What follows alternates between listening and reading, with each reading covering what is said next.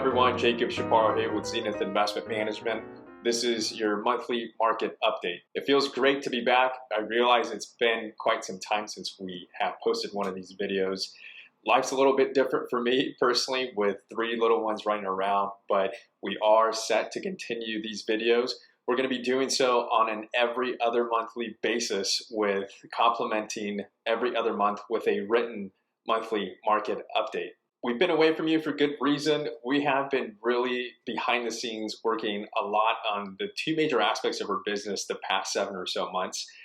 First being that our portfolio management solutions are just light years ahead of where they were 12 months ago.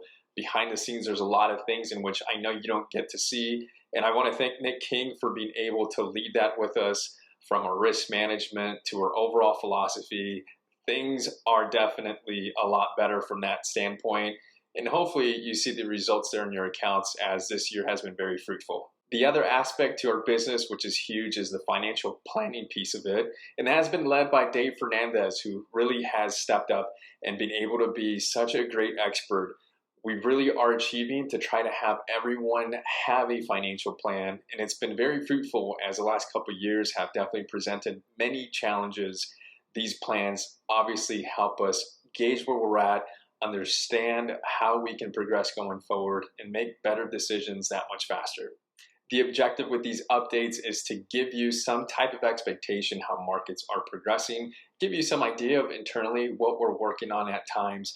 But before we get into that, there are 2 acknowledgments I just want to make on a brief note. First being, our hearts go out to the people that were impacted by the Silicon Valley Bank turmoil.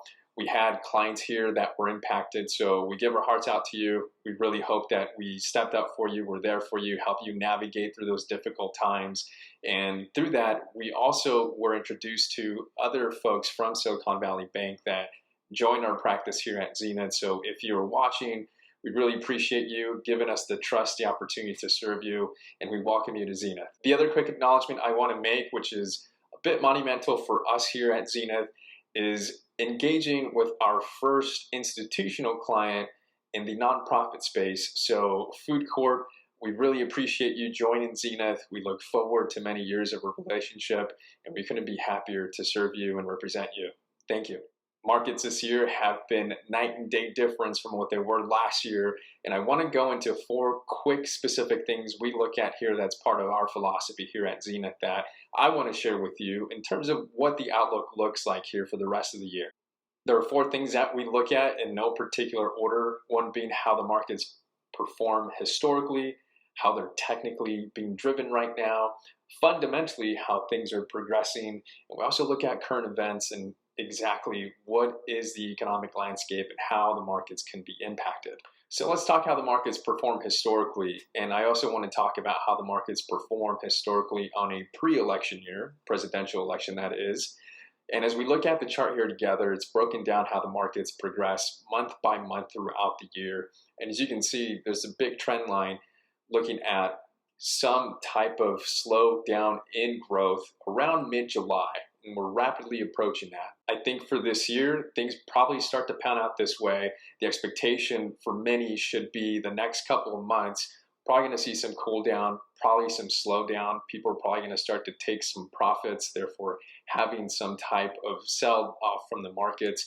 We don't think it's going to be anything dramatic at all, so there's nothing to worry about. Part of the year, part of the process, but hopefully that gives you an expectation historically how markets move throughout the rest of the year. From a technical perspective, markets right now are hovering over 4,300 right now in the S&P 500. We're still about 10% from testing all-time highs closer to 4,800.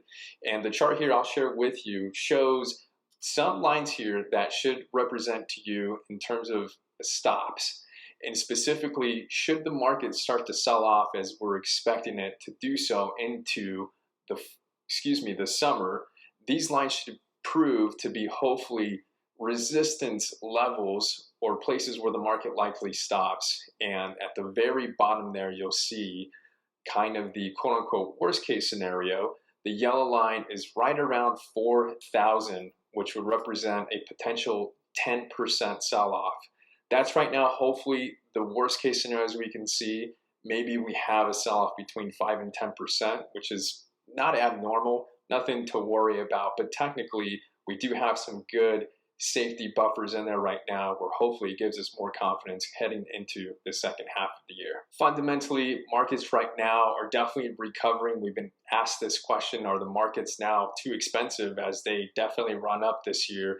So I want to share this chart showing how each of the specific sectors within the market have progressed. And as you can see in the chart, the majority of the gains that we've gotten this year have come from the technology sector. If you exclude that, things look very, very dramatic. So the takeaway here, as you see this chart, is a lot of the gains have come from the technology sector. A lot of AI advancements definitely have progressed the valuations of this. So the takeaway here is, as a whole, the market is still fairly valued. If you extract technology from it, you can start to argue that some of these companies within that sector are starting to get to a price point where maybe they are too expensive. But collectively, as a whole, things are pretty normal. We're still in recovery mode. So fundamentally, things are looking quite all right. Most of the time, the market's forward looking. So if we do, or if we are in a recession already, chances are the market has absorbed those losses. You can argue that last year was that year.